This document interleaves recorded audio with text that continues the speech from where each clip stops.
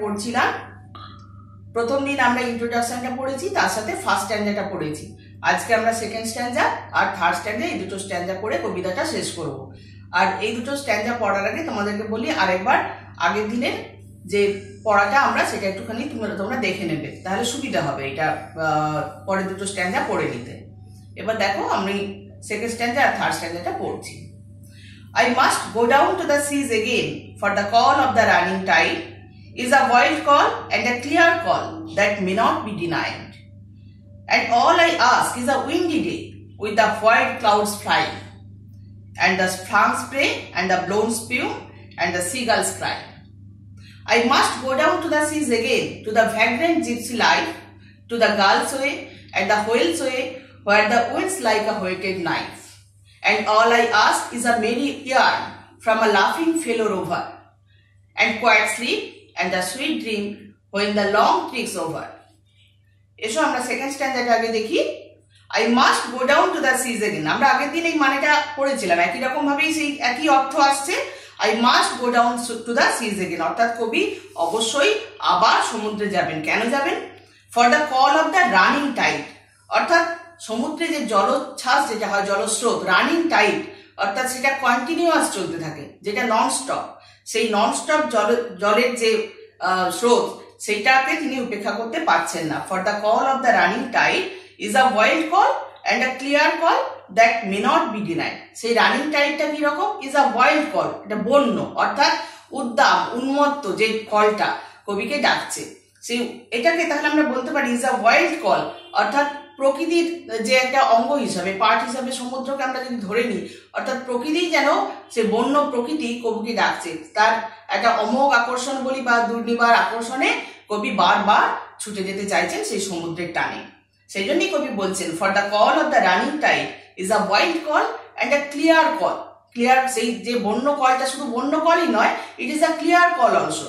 তার মানে এটা ডিস্টিংক্ট কল, স্পষ্টভাবে যেন কবিকে ডাকছে, হাতছানি দিচ্ছে, যেটাকে কবি that may not be denied, যেটাকে কবি রিফিউজ করতে পারছেন না, ডিনাই করতে পারছেন না, অর্থাৎ কবিকে অবশ্যই সমুদ্র যাত্রায় যেতে হবে। সেই জন্যই তিনি বলছেন আমি অবশ্যই আবার সমুদ্র যাত্রায় যাব এই রানিং টাইডের জন্য, যেটা কিনা wild call and a clear call, যেটাকে আমি উপেক্ষা করতে পারছি না। And all I ask is a Windy day with the white clouds flying. এবং সেই দিনটা কবির কিরকম পছন্দ? এটা ঝোড়ো হাওয়ার দিন। ঝোড়ো হাওয়ার দিন মানে কিন্তু ঝড় নয়, ঝোড়ো হাওয়া মানে জোরালো হাওয়ার দিন। সমুদ্রে আমরা দেখি না যে যখন আমরা সমুদ্রের ধারে যে খুব ঝোড়ো হাওয়া, জোরালো হাওয়া হয়, সেই যে জোরালো হাওয়াটা কবির খুব পছন্দ। And all I ask is a Windy day with the white clouds flying, অর্থাৎ আকাশে তখন থাকবে কিন্তু সাদা রঙের মেঘ উড়বে। The white clouds will be selling in the sky, floating in the sky. অর্থাৎ এই ক্লাউডটা কেন হোয়াইট দেখো, সেটাকে আমরা দেখি যে ক্লাউডস কিন্তু অনেক সময় আমরা যখন আকাশে মেঘ দেখি, অনেক সময় গ্রে কালারের দেখি, অনেক সময় ব্ল্যাক কালারের হয়, সেগুলো কিন্তু ঝড় বৃষ্টি ডেকে আনে। ভেবে দেখো, যখন আমরা দেখি আবার বর্ষাকালের পর শরৎকালে আকাশে সাদা রঙের পেঁজা তুলোর মতো মেঘ ভেসে বেড়ায়, সেটা কিন্তু একটা শান্ত আবহাওয়া, একটা কামনেস, প্রকৃতির মধ্যে যে একটা শান্ত পরিবেশ আমরা দেখতে পাই, সেই রকম একটা পরিবেশ কবি চাইছেন।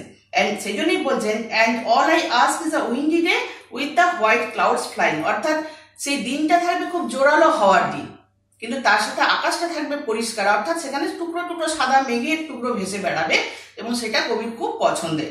and the flung spray and the blown spume and the seagulls crying, তার সাথে স্প্রে করা মানে কি, যে জলের ছিটে, অর্থাৎ এখানে জলকণা পুঞ্জ, সেই জলকণা পুঞ্জগুলো সেগুলো ছিটকে পড়বে চতুর্দিকে।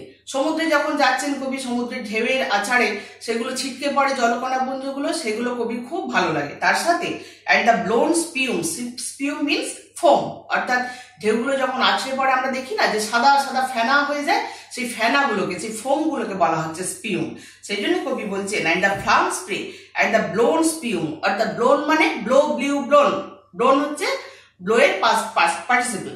সুতরাং অ্যান্ড দ্য ব্লোন স্পিউম, বিক্ষিপ্ত হওয়া, যেটা হাওয়ায় ছিটকে পড়ছে চতুর্দিকে, হাওয়ায় যে উড়ে বেড়াচ্ছে, সেইটাকে বলছে ব্লোন, ব্লোন স্পিউম। তাহলে সেই ফেনা, ওই যে কেন হচ্ছে তাহলে বলো তো?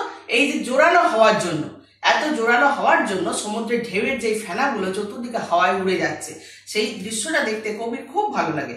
অ্যান্ড দ্য সিগালস ক্রাই, এবং তার সাথে যে শঙ্খচিলদের যে চিৎকার, সেই চিৎকারটা কবি খুব পছন্দ করছেন।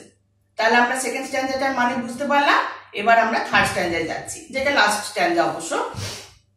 আবার সেই ফার্স্ট লাইনে বা সেকেন্ড লাইনে আমরা যেই একই লাইন পড়েছি সেই একই অর্থটাও দেখতে পাবো, একই line. I must go down to the seas again to the vagrant gypsy life. তাহলে কবি আবার সমুদ্রে যেতে চাইছেন, কিরকম একটা জীবনযাপন করবেন বলে, to the vagrant gypsy life. Vagrant মানে কি? ভবঘুরে, রোমিং, যারা এক জায়গা থেকে অন্য জায়গায় ঘুরে বেড়ায়। আর জিপসি মানে জানো তোমরা, জিপসি মানে যাযাবর, নোমাড, যাযাবর শ্রেণীর লোকেরা, তাদেরকে আমরা জিপসি বলি। To the vagrant gypsy life, তাহলে I must go down to the seas again to the vagrant gypsy life. কবি আবার সমুদ্রে যাবেন এবং সেই সমুদ্রে যাত্রায় সেখানে গিয়ে তিনি একটা ভবঘুরে যাযাবরের মতো জীবনযাপন করবেন। কেন করবেন? যাযাবররা এক জায়গায় তো কোনোদিন, তোমরাও জানো যে যাযাবররা এক জায়গায় ফিক্সডলি কখনো থাকে না। তারা এক জায়গা থেকে অন্য জায়গায় কিছুদিন পরে পরেই চলে যায়। যেই জায়গাটা তাদের পছন্দ হয় কিছুদিন সেখানে থাকলো, আবার নতুন জায়গার সন্ধানে তারা এগিয়ে যায়। সেই রকম ভাবেই তারাও যেহেতু ভবঘুরে জীবন একটা যাপন করে, সেই রকম ভ্যাগ্রেন্ট জিপসি লাইফের মতো কবি ভবঘুরে জীবন যাপন করতে চাইছেন। তার মানে কি বলতো? তাহলে কবি এক জায়গায় কখনোই স্থিরভাবে থাকতে পছন্দ করছেন না, তিনি এক জায়গা থেকে অন্য জায়গায় যেতে চাইছেন। সেটাও কিন্তু আমরা ইন্ট্রোডাকশনে যখন পড়েছিলাম যে আমরা মানুষের মধ্যে একটা প্রকৃতির মধ্যে যেটা থাকে যে অচেনাকে চেনার বা অজানাকে জানার একটা প্রবৃত্তি আমাদের প্রত্যেক মানুষের মধ্যেই রয়েছে। কবিও একজন হিউম্যান বিইং হয়ে তারও একই রকম ভাবে সেই প্রবৃত্তিটা রয়েছে। তার ফলে তিনিও ঘরের মধ্যে, একটা বদ্ধ ঘরের মধ্যে তিনি থাকতে চাইছেন না। সেই জন্যই যাযাবরের মতো জীবনযাপন করতে তার খুব বেশি ভালো লাগে। সেই জন্য যাযাবরের মতো এক জায়গা থেকে অন্য জায়গায় তিনি চলে যেতে চাইছেন। সেখানে কিভাবে যাবেন? To the gull's way and the whale's way where the wind's like a whetted knife.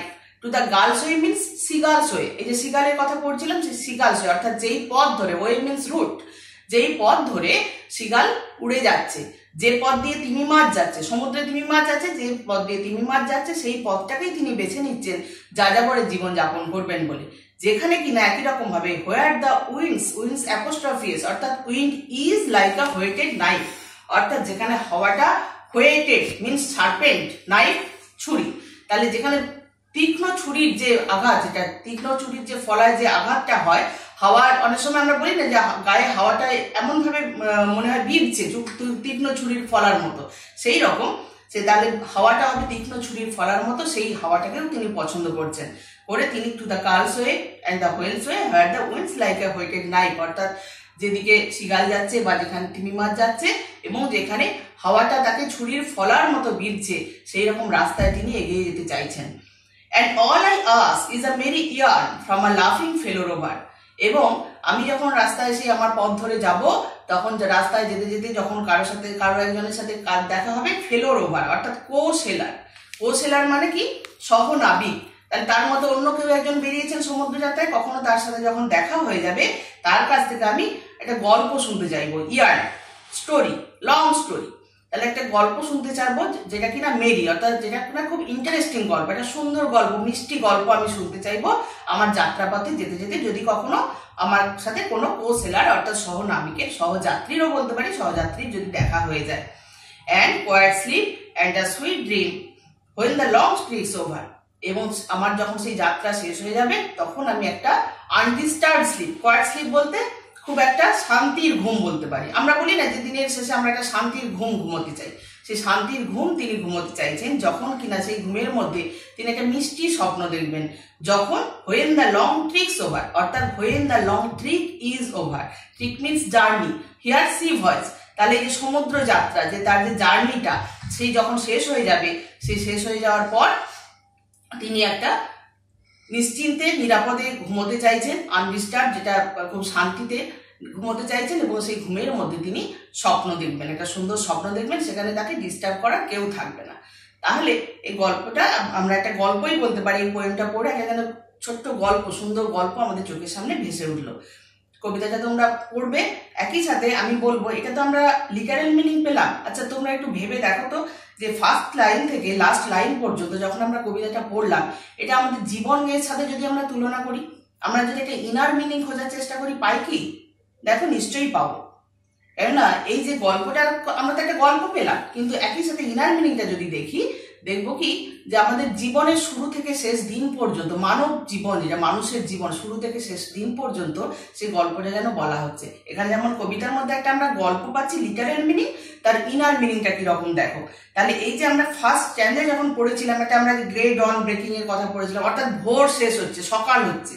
তাহলে একটা দিন যেমন শুরু হয় সকাল দিয়ে এবং সারাদিন কাজকর্ম চলে, মানুষের কর্মব্যস্ততা চলে, মানে যখন শেষ হয়ে যায় সেই কর্মব্যস্ততা, যখন রাত্রিবেলায় আসে আমরা তখন শান্তির ঘুম ঘুমোতে যাই। সেটা লাস্ট স্ট্যান্ডাতেও আমরা দেখতে পাচ্ছি, লাস্ট লাইনে এসে অ্যান্ড কোয়াইট স্লিপ, শান্তির ঘুম আমরা সবাই চাই।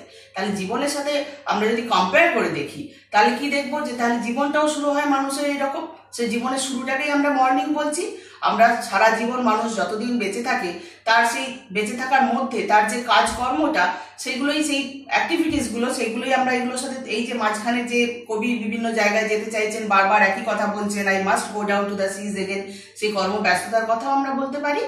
এবার যখন মানুষের পরমায়ু যদি বলি যে আয়ুকাল যখন শেষ হয়ে যায়, তখন তো আমরা মানে প্রত্যেকটা মানুষই তো একদিন না একদিন, আমরা মানুষ যেহেতু মরণশীল, আমরা একদিন চিরঘুমে চলে যাবই। সুতরাং যখন আমরা রাত্রি আসছে, সেই অর্থাৎ সেই মৃত্যুর দিনটা ঘনিয়ে আসছে, সেই মৃত্যুর সময় আমরা সবাই চাই যে শান্তিতে যেন সেই মৃত্যুটাকে আমরা বরণ করতে পারি।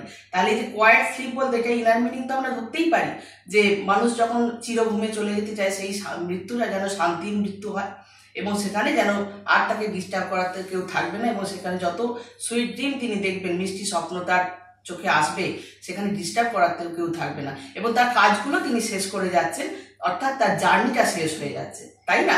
তাহলে এই যে একটা গল্পটার আমরা যেমন লিটারেল মিনিং পেলাম, তার ইনার মিনিংও কিন্তু একটা পাচ্ছি আমরা।